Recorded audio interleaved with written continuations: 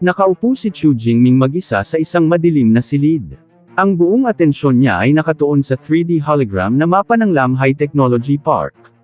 Sa tulong ng AI system na si Eva, malinaw niyang nakikita na ang lugar ay protektado ng mahigit 5,000 sensors at 121 ability users na nagpapatrol sa ilalim ng mahigpit na seguridad.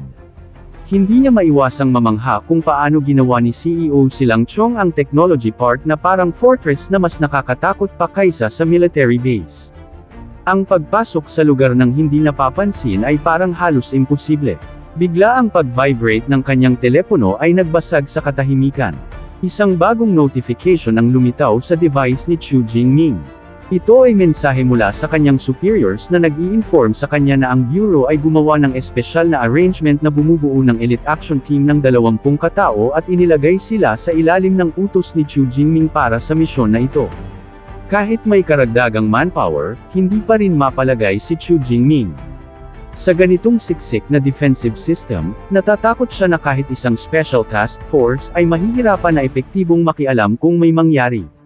Kinabukasan, dumating si Chu Jingming sa labas ng Technology Park kung saan may masiglang exhibition na nagaganap sa open-air cafe.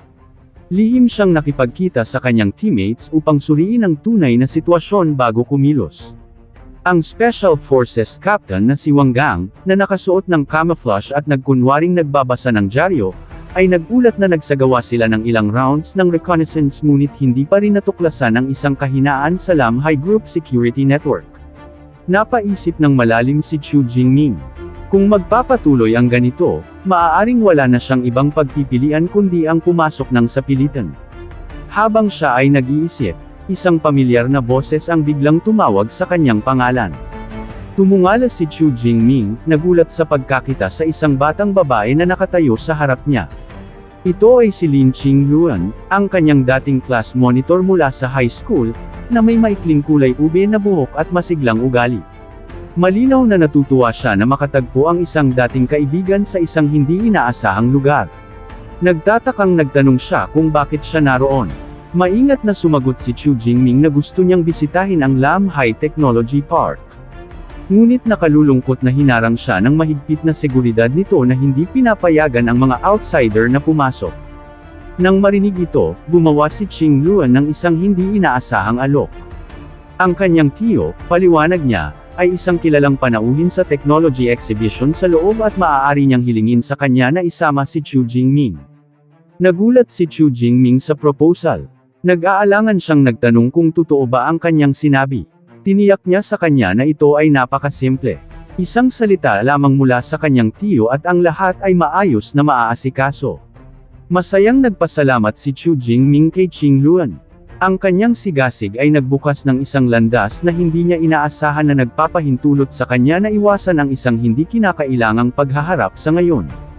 Nagpasya si Chu Jingming na panatilihin ang Special Task Force sa kanilang lugar at maghintay ng karagdagang mga utos. Habang sinusundan niya si Qingluan papunta sa restricted area mismo, hindi niya maiwasang isipin na ang mga bagay ay talagang nagiging mas mahusay sa pinaka-hindi inaasahang mga paraan. Pumasok sila sa isang magandang disenyo na open-air garden sa loob ng Technology Park. Isang lugar na exclusive para sa mga VIP guests na dumadalaw sa event. Doon ipinakilala si Chu Jingming kay Lin Haima, ang tiyo ni Qingluan.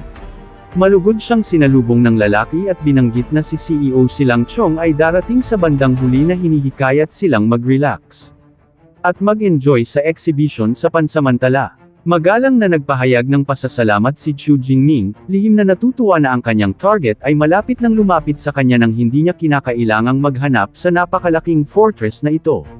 Sa kanilang pag-uusap, nagtatakang nagtanong si Qingluan kung si Chu Jingming ay naging isang ability user na dahil nakakaramdam siya ng isang malaking pagbabago sa kanya. Nang kumpirmahin niya ito, hindi niya maitago ang kanyang paghanga. Sa loob lamang ng kalahating taon, ang kanyang dating kaibigan ay pumasok sa mundo ng mga ability users habang siya mismo ay natigil pa rin sa awakening stage. Sakto naman na tumunog muli ang telepono ni Chu Jingming. Nagpaumanhin siya kay Qingluan at tumabi para sagutin ang tawag. Sa kabilang dulo ay dumating ang urgent news. Nakatakas na ang Fierce Tiger Group. Silang Chong ang natitirang lead. Inutusan nila siya na tiyakin na silang Chong ay hindi bibigyan ng anumang pagkakataon na tumakas. Ang paningin ni Chu Jingming ay agad na tumigas. Ang balita na maaaring tumakas ang target ay nagpaalam sa kanya sa pagkaapurado ng sitwasyon. Ang kanyang matatalas na mata ay mabilis na nag-scan sa paligid. Nag-lock sa posisyon ni silang Chong. Mabilis na nabawi ang kanyang kalmado. Sagot ni Chu Jingming sa telepono, walang problema. Natagpuan ko na si silang Chong. Ang kanyang matatag na deklarasyon ay agad na ipinadala sa command center na naghuhudyat sa opisyal na pagsisimula ng hunt. Sa loob ng command room, ang mga miyembro ng Special Task Force ay mahigpit na sinusubaybayan ang sitwasyon sa pamamagitan ng surveillance screens. Nagmamadaling nagtanong si Jong Tung, "Captain, ano ang sitwasyon sa panig ni Chu Jingming?" Iniulat ni Saijo na natunto ni Chu Jingming ang target na si silang Chong at hiniling sa buong team na kumilos kaagad upang magbigay ng suporta. Bumalik sa garden area, bumalik si Chu Jingming kay Lin Qingluan at inutusan siyang akayin ang lahat sa ngayon na sinasabi na mayroon siyang mahalagang bagay na dapat harapin kaagad. Nakatayo roon si Qingluan na naguguluhan. Hindi maintindihan kung ano ang nangyayari at ang tanging nasambit lamang ay sa pagkapanik, umalis. Umalis saan? Ang mga mata ni Chu Jingming ay biglang naging malamig at determinado. Sa totoo lang, pumunta ako rito para sa ibang layunin. Sa sandaling iyon, ang CEO ng Lamhai Group, si Silang Chong, ay kalmadong nagpapakita sa gitna ng karamihan. Suot ang marangal na ugali ng isang matagumpay na negosyante. Ngumiti siya habang binabati ang mga kilalang panauhin. Nakikipag-usap sa kanila na parang mga dating kaibigan na nagkita pagkatapos ng mahabang panahon. Bago niya maituloy ang kanyang pag-arte, biglang nagsalita si Chu Jingming at ibinunyag siya, "Silang Chong ng Heaven's Mandate Sect, sumuko ka na ngayon." Ang mga salita ay tumama na parang kidlat na nag-iwan kay silang Chong at sa mga nakapaligid na bodyguards na nagulat. Malakas na ipinahayag ni Chu Jingming sa publiko na natuklasan ng Jinling City Public Security Bureau ang madilim na koneksyon sa pagitan ni silang Chong at ng Heaven's Mandate Sect. Inutusan niya ang lahat ng mga hindi sangkot na individual na umalis agad sa lugar upang matiyak ang kanilang kaligtasan at binalaan na ang sinumang sumubok na protektahan si silang Chong ay ituturing na kasabwat. Ang karamihan ay sumabog sa takot na bulungan. Ang revelasyon na ang isang figure ng katayuan ni silang Chong, isang makapangyarihang CEO ay kasangkot sa isang sekta ay masyadong nakakagulat para sa mga residente ng lungsod. Kumalat ang panik sa cafe area habang hayagang ipinahayag ng mga otoridad ang kanilang sarili. Sa gitna ng tensyon, humakbang ang isang matipunong lalaki upang harangan ang daan. Ito ay si Wu Hang, ang pinagkakatiwalaang bodyguard ni silang Chong. Sa isang tingin ng paghamak, kinutya niya na ang Public Security Bureau ay dapat naubusan ng tao kung nagpadala sila ng isang bata tulad ni Chu Jingming, isang hamak na lower-tier rank 3 upstart upang magpabobo sa kanyang sarili. Mula sa malayo, nanood si Lin Qingluan na may labis na pag-aalala. Nagulat siya nang mapagtanto na ang kanyang dating kaibigan ay talagang umabot na sa lower-tier rank 3.